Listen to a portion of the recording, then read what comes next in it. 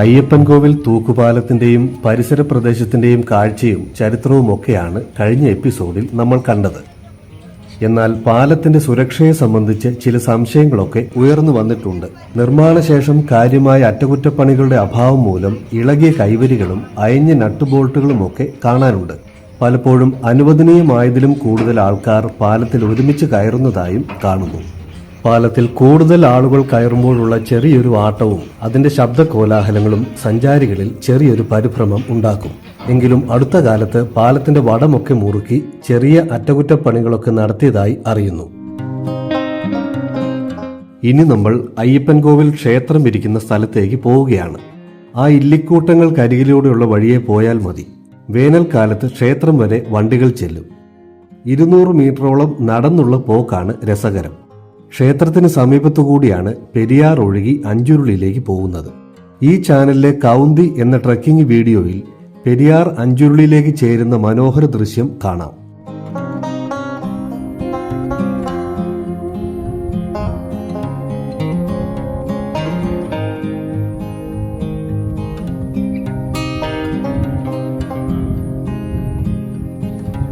ഇതാണ് ക്ഷേത്രത്തിലേക്കുള്ള വഴി. അയ്യപ്പൻകോവിൽ പഞ്ചായത്തിൽ പെരിയാറിന്റെ തീരത്ത് സ്ഥിതി ചെയ്യുന്ന പുരാതന ശ്രീ ധർമ്മശാസ്താ ക്ഷേത്രം സഹ്യപർവ്വത നിരകളിൽ പരശുരാമനാൽ പ്രതിഷ്ഠ നിർവഹിക്കപ്പെട്ട ക്ഷേത്രം എന്ന പേരിൽ പ്രസിദ്ധമാണ്. ഇപ്പോൾ ഈ പ്രദേശം ഇടുക്കി അണക്കെട്ടിലെ ജലസംഭരണ കേന്ദ്രത്തിനുള്ളിലാണ്. ആദി ദ്രാവിഡ സംസ്കാരത്തോട് ബന്ധപ്പെട്ടിരിക്കുന്ന പൈതൃകം ഈ ക്ഷേത്രത്തിനുണ്ടെന്ന് വിശ്വസിക്കപ്പെടുന്നു. പഞ്ചമഹാക്ഷേത്രങ്ങളിൽ പെടുന്ന അയ്യപ്പൻകോവിലിൽ ശാസ്താവിന്റെ വാനപ്രസ്ഥം എന്ന അവസ്ഥയെ അടിസ്ഥാനമാക്കിയാണ് പരശുരാമൻ പ്രതിഷ്ഠ നടത്തിയിരിക്കുന്നത് എന്നാണ് ഐതിഹ്യം. ഹൈറേഞ്ചിന്റെ തന്നെ ആദ്യകാല കുടിയേറ്റ ഗ്രാമം എന്ന് വേണം പറയാം. വലിയ ഒരു പട്ടണമായിരുന്നു അയ്യപ്പൻകോവിൽ. അയ്യപ്പൻകോവിലിൽ ഇടുക്കി ജില്ലയ്ക്ക് വേണ്ട എല്ലാവിധ സർക്കാർ സ്ഥാപനങ്ങളും തിങ്ങി നിറഞ്ഞു നിന്നിരുന്ന ഒരു പ്രദേശമായിരുന്നു. അതായിരുന്നു ഈ അയ്യപ്പൻകോവിലിന്റെ ഒരു ഏറ്റവും വലിയൊരു പ്രത്യേകത. ഈ ക്ഷേത്രത്തിന്റെ പേരിലാണ് ഈ പഞ്ചായത്ത് ഓഫീസും അതുപോലെ പോലീസ് സ്റ്റേഷന്, ഈ വില്ലേജ് എല്ലാം അറിഞ്ഞിട്ട് അയ്യപ്പൻകോവിൽ PO, അയ്യപ്പൻകോവിൽ ഇതെല്ലാം അറിഞ്ഞിരിക്കുന്ന ഈ ക്ഷേത്രത്തിന്റെ ഒരു പേരിലായിരുന്നു. ഇവിടെ അന്ന് ആദ്യകാലത്ത് ഒരു വലിയ ഏറ്റവും അറിയപ്പെട്ട ഒരു വാണിജ്യ കേന്ദ്രമായിരുന്നു അയ്യപ്പൻകോവിൽ. കാര്യം അന്ന് അയ്യപ്പൻകോവിൽ വരെ ബസ് സർവീസ് ഉണ്ടായിരുന്നുള്ളൂ.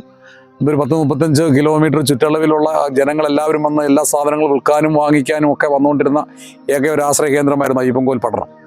അന്ന് ഒരു ഹോസ്പിറ്റൽ, ഒരു ശാന്തിലാസ് ഹോസ്പിറ്റൽ എന്നൊരു ഹോസ്പിറ്റൽ, അതുപോലെ പോലീസ് സ്റ്റേഷന്, village office, revenue quarters, forest office, police ക്വാർട്ടേഴ്സുകൾ, അതുപോലെ തന്നെ ഇവിടെ പോലീസ് ക്യാമ്പുകൾ, ഇതെല്ലാം സ്ഥിതി ചെയ്തിരുന്ന സ്ഥലമായിരുന്നു അയ്യപ്പൻകോവിൽ.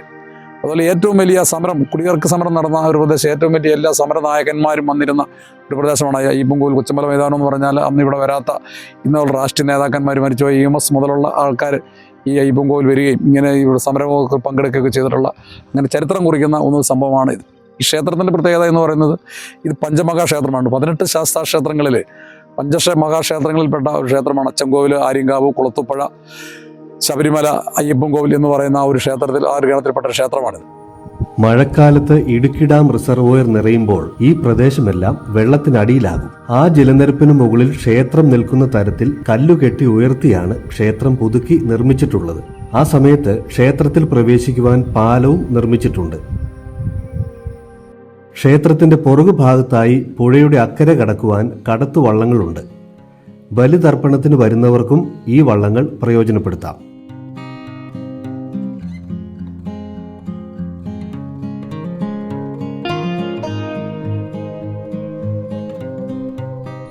വേനലിൽ വെള്ളം കുറയുമ്പോൾ ഇതാണ് കാഴ്ച.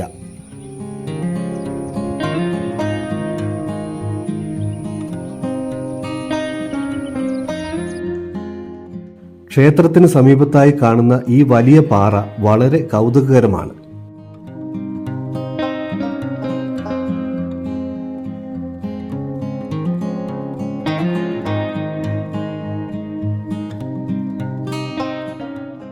നമുക്കും ഇവരോടൊപ്പം അക്കരെ വരെ പോയി വരാം.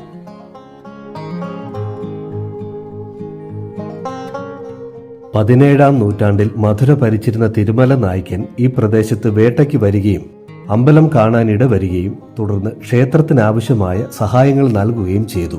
ക്ഷേത്രത്തിന്റെ പരിസരങ്ങളിൽ കാണുന്ന ശിലാലിഖിതങ്ങൾ ഇതിനുള്ള തെളിവുകളാണ്.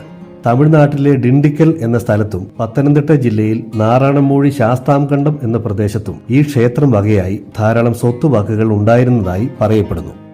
സംസ്ഥാനത്തിന്റെ വിവിധ ഭാഗങ്ങളിൽ നിന്ന് ധാരാളം ഭക്തജനങ്ങൾ ഇപ്പോൾ ഇവിടെ എത്തിച്ചേരുന്നുണ്ട്. ജലാശയത്തിന് കുറുകെ തൂക്കുപാലം നിർമ്മിച്ചതോടെ ധാരാളം വിനോദസഞ്ചാരികളും എത്തുന്നു. ഒരു അവധി ദിവസം ചെലവഴിക്കാനുള്ള സംഗതികളൊക്കെ ഇവിടെയുണ്ട്. ടൂറിസം പോയിന്റുകളായ അഞ്ചുരുളിയും കല്യാണത്തണ്ട് മലനിരകളും കാൽവരി മൗണ്ടുമൊക്കെ ഇതിന്റെ സമീപ പ്രദേശങ്ങളാണ്. ഭക്ഷണശാലകളൊന്നും ഇവിടെയില്ല. ഏറ്റവും അടുത്ത സ്ഥലം മാട്ടുക്കട്ടയാണ്. മാട്ടുക്കട്ടയിൽ നിന്നും ഇങ്ങോട്ടുള്ള വഴിയാണ് ഏറ്റവും നല്ലത്. വെള്ളമിറങ്ങിപ്പോയ അടയാളങ്ങളാണ്.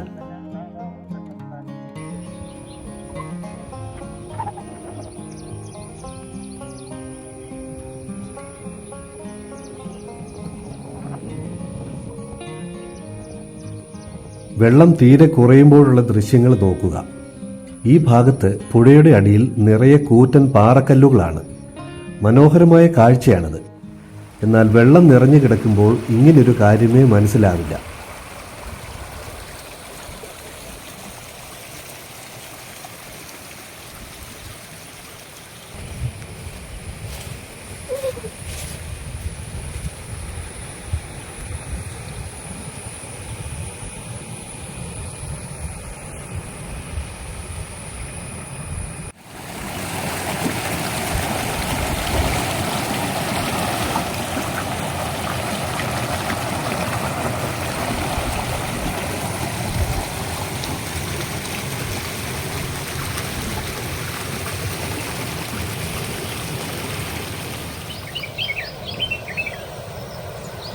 മുല്ലപ്പെരിയാർ അഞ്ചുരുളിയിലേക്ക് ഒഴുകിപ്പോകുന്ന ഒരു വളവാണിത്.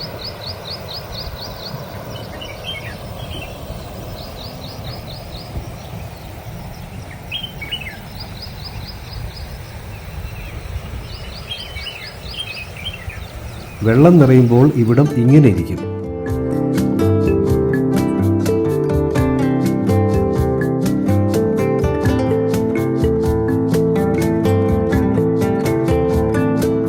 ഡാം നിറയുന്ന ഘട്ടമെത്തുമ്പോൾ ആ മരക്കൂട്ടങ്ങൾക്കടുത്തുവരെ ജലനിരപ്പ് ഉയരും.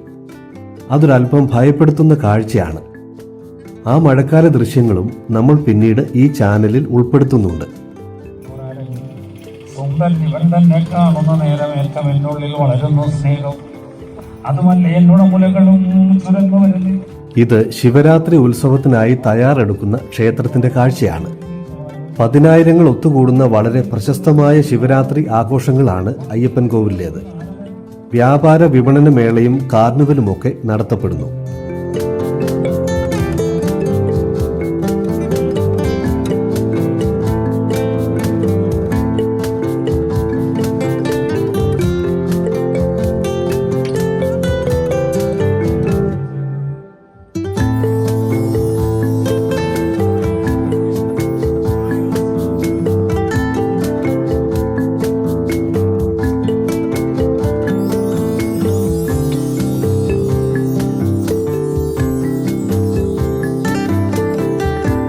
ഇവിടെ റൈഡുകളൊക്കെ തയ്യാറെടുത്തുകൊണ്ടിരിക്കുന്നു.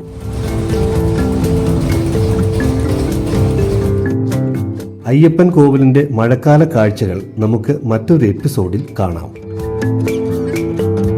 ഈ വീഡിയോകൾ നിങ്ങൾ ഇഷ്ടപ്പെടുന്നെങ്കിൽ ലൈക്ക് ചെയ്യുക, ഷെയർ ചെയ്യുക, ചാനൽ സബ്സ്ക്രൈബ് ചെയ്യുക. അഭിപ്രായങ്ങൾ കമന്റുകളായി രേഖപ്പെടുത്തുക.